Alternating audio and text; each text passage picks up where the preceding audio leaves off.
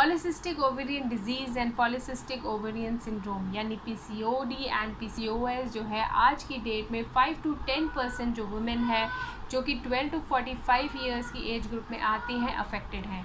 और इसमें जो सबसे ज़्यादा प्रॉब्लम आती है, they face difficulty to conceive, irregular menstrual period, no ovulation, यहाँ तक कि हर्सूटिज्म और एक्ने की प्रॉब्लम आ जाती है। इसमें सबसे ज़्यादा कॉमन प्रॉब्लम ये है कि जो हमारे हार्मोन्स हैं वो इम्बैलेंस होते हैं और आपको जो ओवरी है, ओवरीज़ का काम है फीमेल हार्मोन को प्रोड्यूस करना, लेकिन ओवरीज़ जो है वो थोड़ा से कुछ अमाउंट में मेल हार्मोन यानी एंड्रोजन भी रिलीज़ करती है।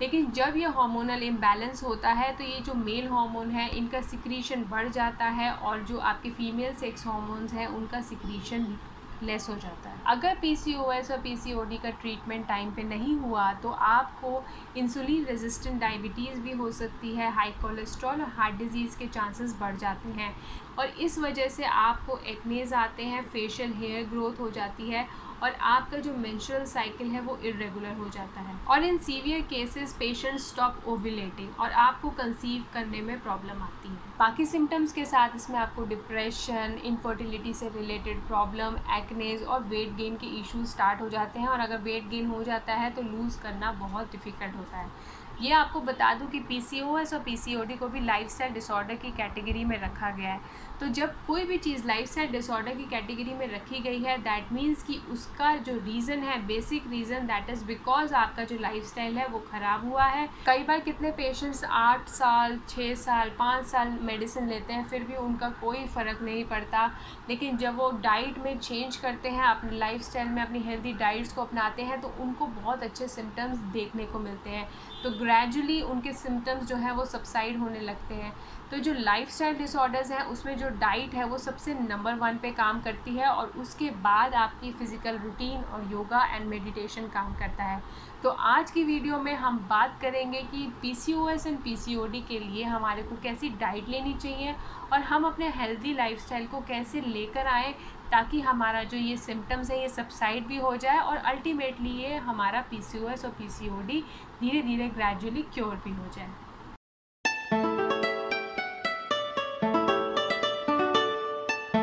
पीसीओएस और पीसीओडी में आपके डॉक्टर्स भी आपको यही कहेंगे कि आप अपना वेट लॉस करिए और with diabetes, with high cholesterol और बाकी सारी प्रॉब्लम्स के साथ वेट लॉस करना थोड़ा डिफ़िकल्ट होता है।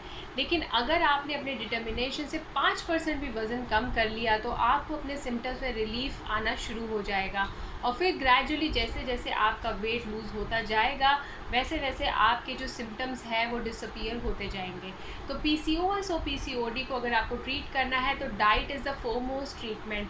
सबसे पहले आपकी डाइट आती है और जब आपकी डाइट आप सही कर लेते हैं, जब आपके अंदर थोड़ी एक्टिवनेस आ जाती है, तब हम फिज़िकल एक्टिविटीज़ की तरफ जाते हैं जहाँ पे आपके मर्ज़ी से कोई भी आप फिज़िकल एक्टिविटी कर सकते हैं। चाहे तो आप पीसीओएस और पीसीओडी के जो स्पेसिफिक योगाज़ होते हैं जो अभी मैं आपको आगे बताऊँगी, तो ये वीडियो आपको लास्ट तक देखनी है। तो आपको जो सबसे पहले ध्यान रखना है कि पीसीओएस और पीसीओडी में जो हम डाइट लेंगे, जो हम वेट लॉस करेंगे, वो एक हेल्दी वेट लॉस हो, वो कोई भी फैट डाइट ना हो। फैट डाइट क्या होती है इसके बारे में मैं पहले वीडियो बना चुकी हूँ। तो वो फैट डाइट ना हो, वो एक बहुत अच्छी हेल्दी वेट लॉस की डाइट हो। तो जब हम डाइट की बात करते हैं तो सबसे पहले हम ये बात करते हैं कि पीसीओएस और पीसीओडी के पेशेंट को क्या नहीं लेना चाहिए। रिफाइंड कार्बोहाइड्रेट से आप बिल्कुल दूर रहेंगे। कोई भी ऐसी चीज़ जो पैकेज हो, जो पैकेट में हो, वो आपको नहीं लेनी।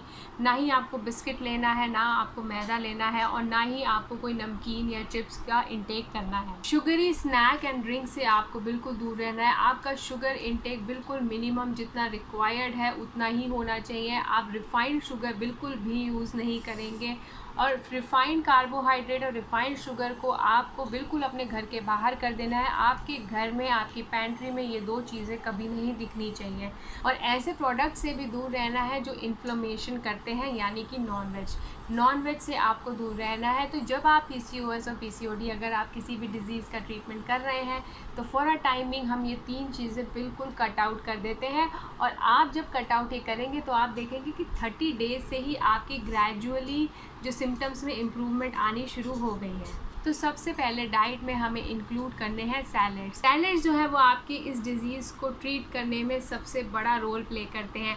आपने ध्यान रखना है कि आपने खाने से पहले, चाहे वो लंच हो चाहे वो डिनर, आपने ये सैलेड लेना ही लेना है, क्योंकि इसके अंदर ऐसे कुछ प्रोटेक्टिव कंपाउंड्स हैं जो आपके डिज़ीज़ को ट्रीट करने में आपकी हेल्प करते हैं। तो सैलेड को आपने कितना लेना है, आपको पूरी एक प्लेट यानी 400 ग्राम सैलेड लेना ही है। इसमें आप cucumber, tomato, onion, beetroot, carrot या श्रेडेड कोकोनट भी डाल सकते हैं। वाइट कोकोनट आप अपने सैलेड में ज़रूर इंक्लूड करिए, इससे आपको एक बहुत अच्छा इफ़ेक्ट दिखने लगेगा महज 30 डेज़ में। अगर आप PCOS और PCOD से अफेक्टेड हैं तो आपका जो सबसे पहला मील होना चाहिए that is methi water.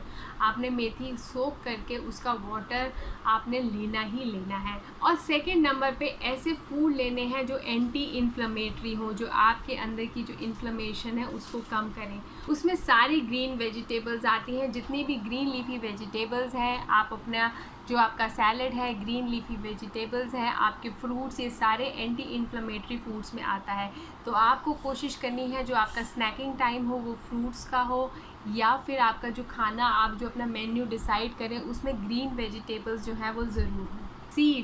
Seeds जो है वो आपके इस डिज़ीज़ को ट्रीट करने में बहुत हेल्पफुल हैं। तो आपने कोशिश करनी है कि जो सीड का इंटेक है कम से कम 20 ग्राम सीड्स, यानी आपके 2 टीस्पून सीड्स जो है असॉर्टेड भी कर सकते हैं, इसको आप अलग अलग भी ले सकते हैं। चाहे तो आप मगज़ ले सकते हैं, खरबूजे के बीज और कुकुम्बर के बीज जो होते हैं, चाहे तो आपका पम्पकिन सीड्स ले सकते हैं, आप फ्लैक्स सीड्स भी ले सकते हैं। सीड्स के बारे में आपको अगर मोर डिटेल्स चाहिए तो इसकी मैं वीडियो पहले बना चुकी हूँ, आप उसको ज़रूर देखिए। तो सीड जो है वो आपके हार्मोन बैलेंस करने में बहुत हेल्पफुल हैं। आपको कोशिश करनी चाहिए कि 8 बजे मॉर्निंग में आपका ब्रेकफास्ट हो जाए।